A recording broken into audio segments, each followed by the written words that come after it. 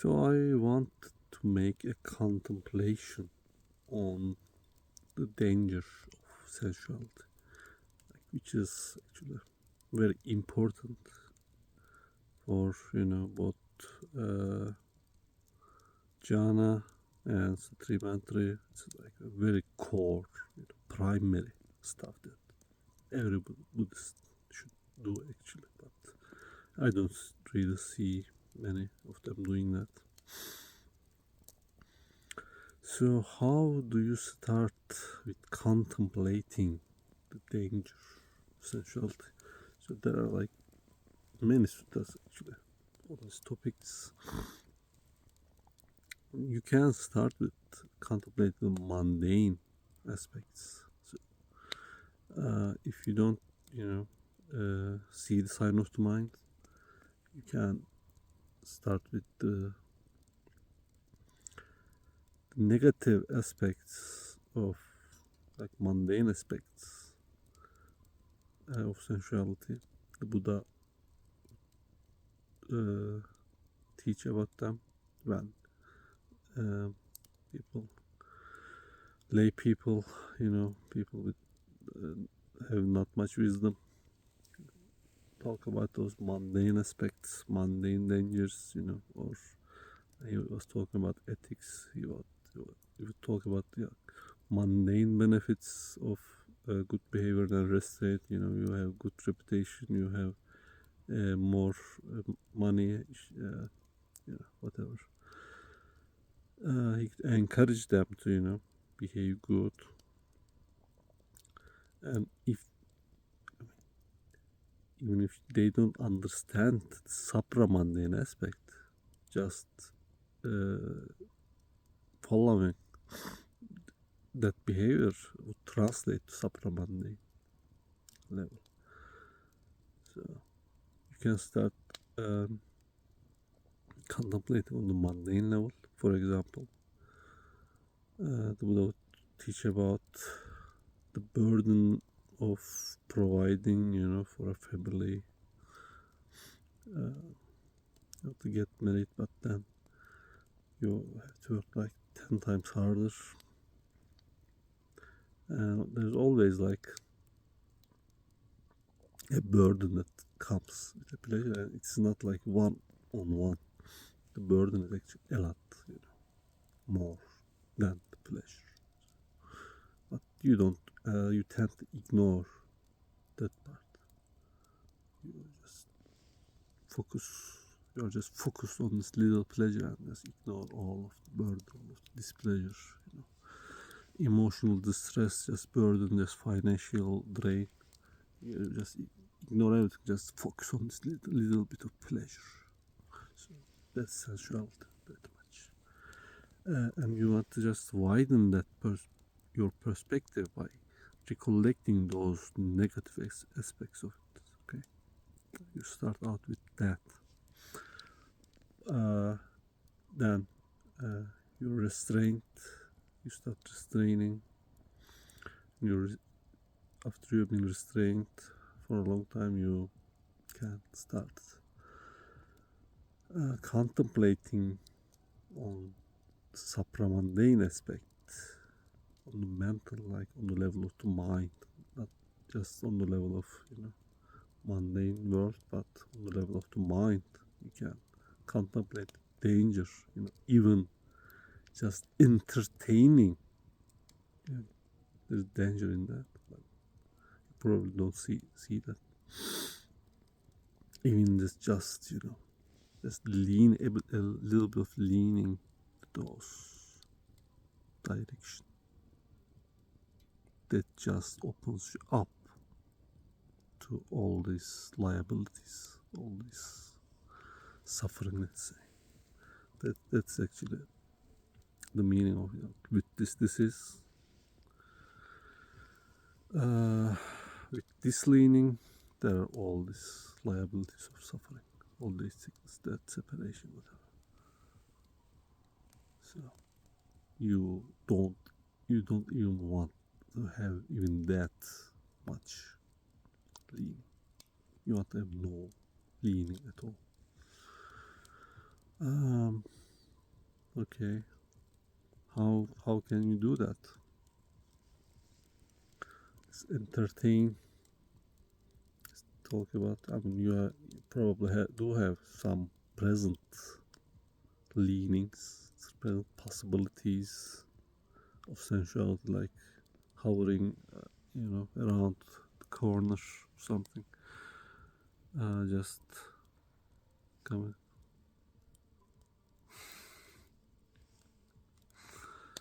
You can like that contemplate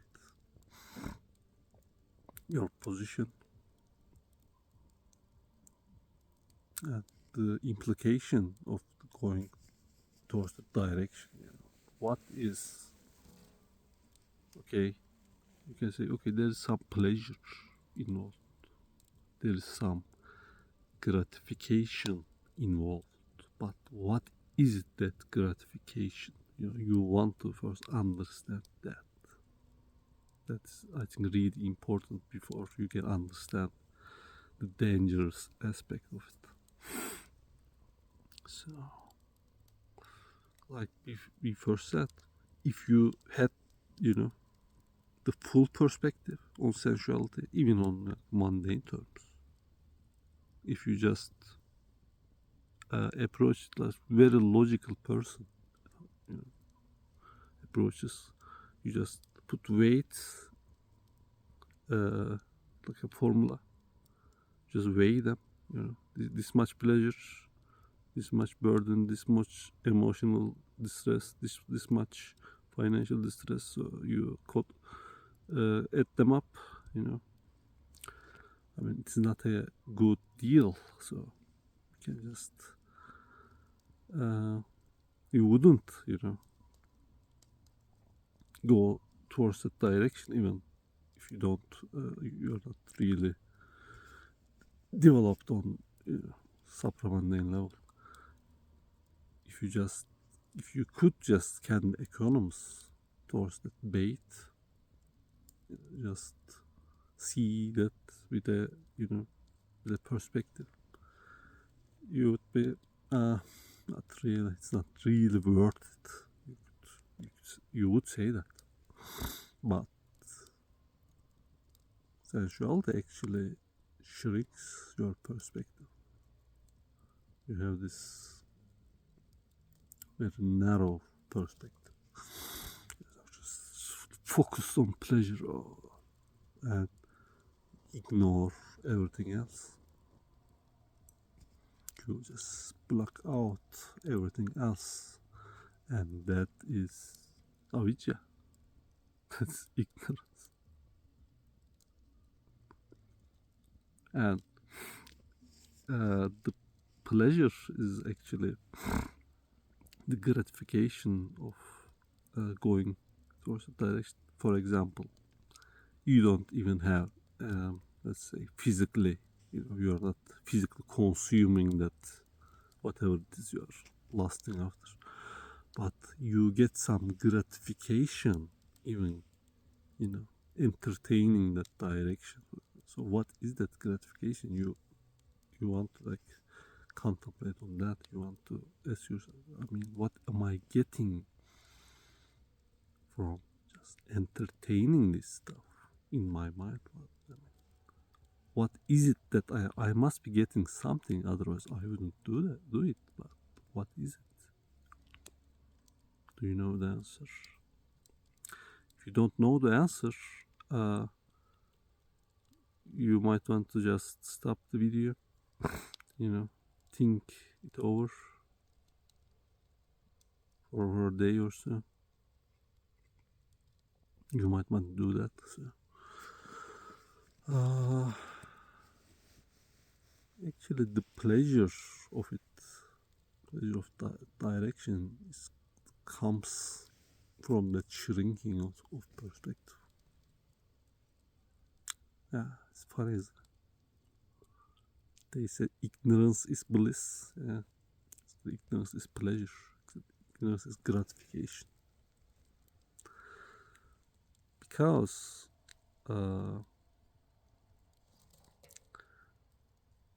you are ignoring your existential situation. You're just forgetting about your perilous situation while you're engaging with sensuality. That's why it is so just tempting. It's not that taste or touch. There's nothing in that, but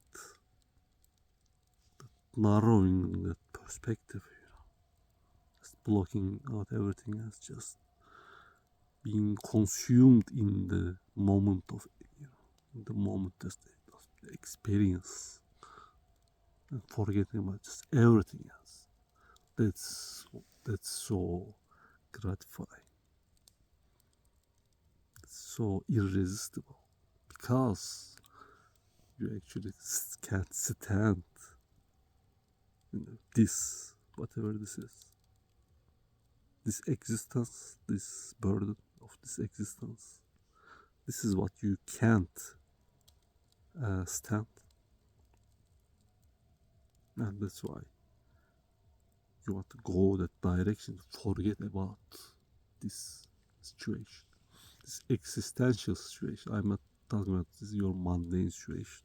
You can be like very living in luxury, whatever luxury. The Buddha was, living in the utmost luxury. He didn't have to step foot out the door. He had everything he wanted at will, but he still couldn't stand that burden of existence. He had to seek out a solution, and the solution is not ignoring the burden, is not narrowing your perspective.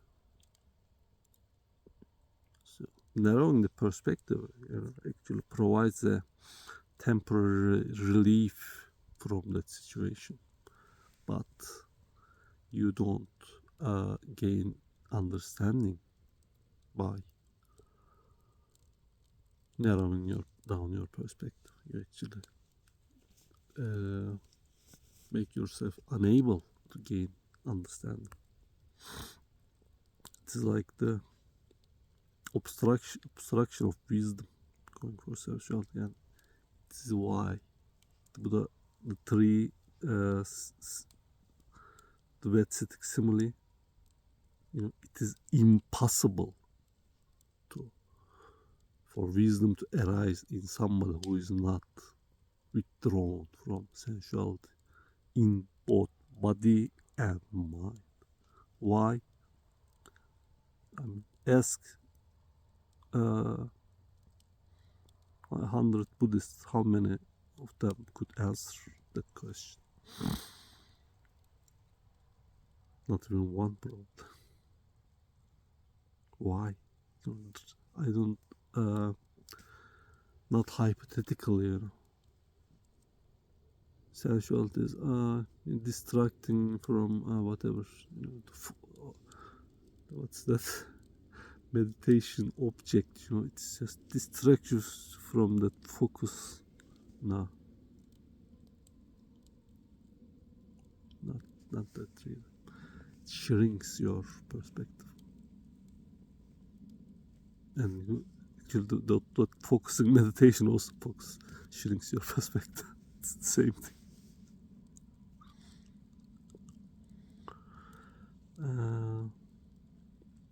So you want to contemplate on that. So the Buddha would say, like, shrink mind and expanded mind. You can that's actually like shrinked perspective and expanded perspective. You want to be on that level, contemplating, recollecting on that level. You can be like find yourself. For example, you are distracted. You run a train of thought, and you end up in sensual thoughts, and you want to then just recollect that situation, recollect your shrinked perspective. Oh no, my perspective is like shrinked. I'm ignoring all of the all other stuff, all of the things I have been running away from. this direction, with this focusing, this running toward this direction, I'm actually forgetting about.